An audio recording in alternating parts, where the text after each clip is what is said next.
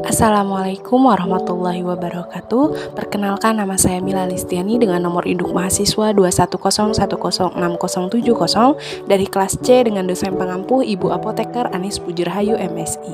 Di sini saya akan menjelaskan tentang batuk rejan atau pertussis oleh bakteri Bordetella pertussis. Apa sih batuk rejan itu? Nah, pertussis atau batuk rejan ini disebut juga whooping cough, tusin quinta, violent cough, dan di Cina disebut batuk 100 hari. Pertussis adalah penyakit infeksi akut yang menyerang saluran pernapasan yang disebabkan oleh Bordetella pertussis, bakteri gram negatif berbentuk Coccobacillus. Organisme ini menghasilkan toksin yang merusak epitel saluran pernapasan dan memberikan efek sistemik berupa sindrom yang terdiri dari batuk. Selanjutnya ada epidemiologi. Jadi, cakupan imunisasi merupakan panutan tertinggi rendahnya epidemiologi pertussis di suatu daerah karena penyakit ini sangat menular.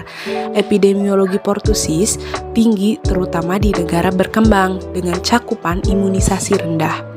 Indeks penularan Bordetella mencapai 75 sampai dengan 100%, yaitu jika terdapat sumber infeksi dan kontak dengan tidak adanya kekebalan, kasus penyebaran akan sangat luas hingga mencapai 100%. Selanjutnya, pada masa pravaksin, pertussis menyerang anak bersekolah. Kurang dari 10% kasus terjadi pada bayi usia kurang dari 1 tahun.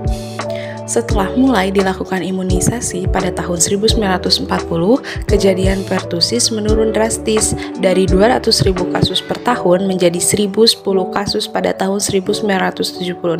Sejak itu, imunisasi pertussis dianggap memiliki kemampuan perlindungan seumur hidup, sehingga tidak perlu diproduksi vaksin pertussis untuk usia lebih dari 7 tahun. Lalu terdapat 60 juta kasus pertussis per tahun dan lebih dari 1,5 juta yang meninggal.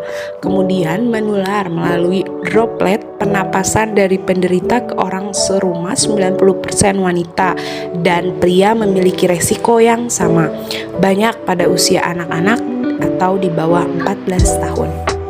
Selanjutnya yaitu patofisiologi. Patofisiologi pertussis bukan disebabkan oleh bakteri Bordetella pertussis sendiri, tapi diakibatkan oleh toksin yang dihasilkan, dicirikan oleh limfositosis dan leukositosis.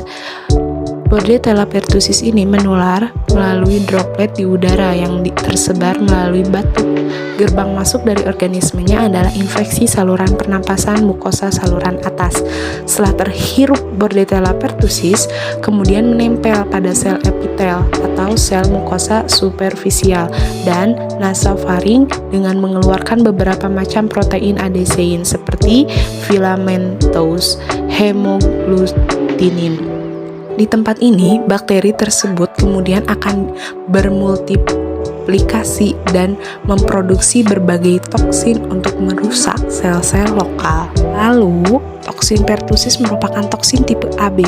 Toksin ini merupakan proses utama patogenesis pertussis. Toksin B berikatan dengan sel epitel nasofaring, kemudian menginjeksikan toksin A ke dalam sel-sel tersebut. Toksin merupakan sebuah ADP ribosi-transferase yang mengaktifasikan protein G1 dan sebagai akibatnya meningkatkan kadar adeniletsilase dan peningkatan adenosin monofosfat siklit. Dari proses tersebut nampak manifestasi peningkatan produksi mukus, kerusakan silia, serta infiltrasi sel polimorfonuklear.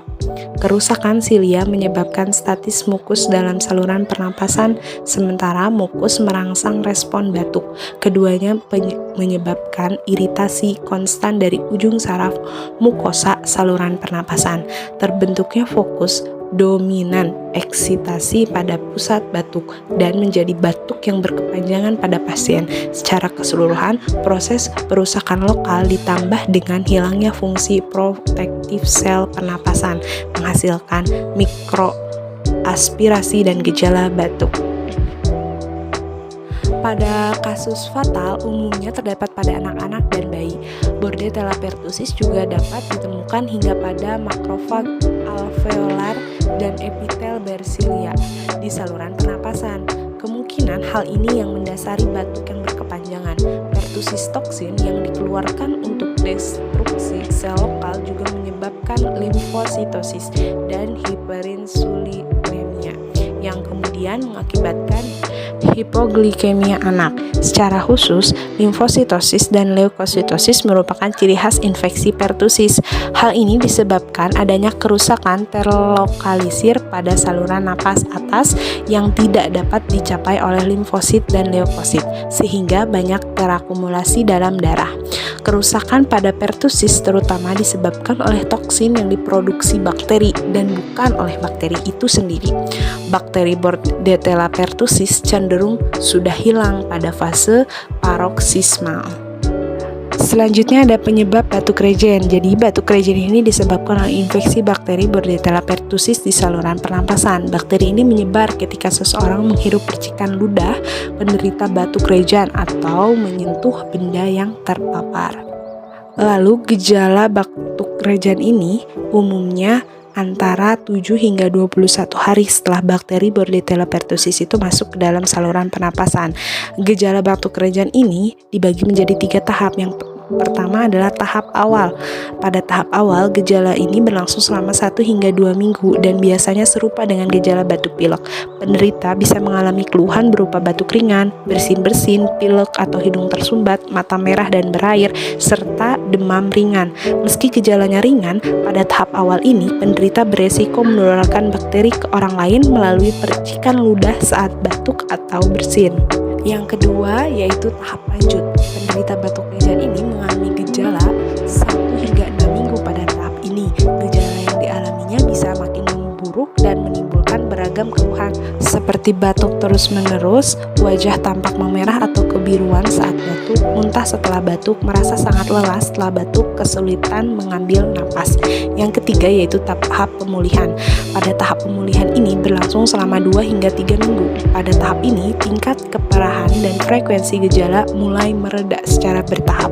Namun, batuk bisa kambuh selama beberapa bulan jika penderita mengalami infeksi saluran pernapasan.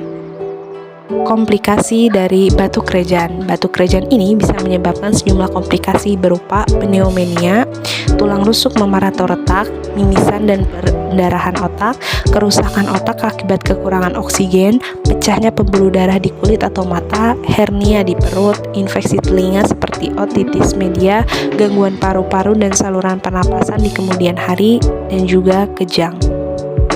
Lalu bagaimana sih cara pencegahannya? Nah, cara terbaik untuk mencegah batuk rejen adalah dengan mendapatkan vaksinasi pertusis. Biasanya vaksin ini diberikan bersamaan dengan vaksin difteri, tetanus, polio, dan HIV. Ibu hamil juga perlu mendapatkan vaksinasi pertusis untuk mencegah infeksi pertusis pada bayi di minggu-minggu awal usia kelahiran. Poin selanjutnya yaitu cara pengobatan batuk rejen. Pengobatan pertusis sebaiknya dilakukan setidaknya pada 1 hingga 2 minggu pertama sebelum gejala yang lebih serius muncul, karena batuk rejen atau pertusis ini disebabkan oleh infeksi bakteri, maka jenis obat yang tepat digunakan adalah antibiotik. Menurut Pusat Pengendalian dan Pencegahan Penyakit atau CDC, jenis antibiotik yang efektif digunakan sebagai obat untuk membasmi infeksi bakteri penyebab batuk rejen adalah golongan makrolida. Adapun pantangan bagi penderita batuk rejen, yang pertama adalah merokok, kemudian makanan berminyak, dan minuman berfilamen.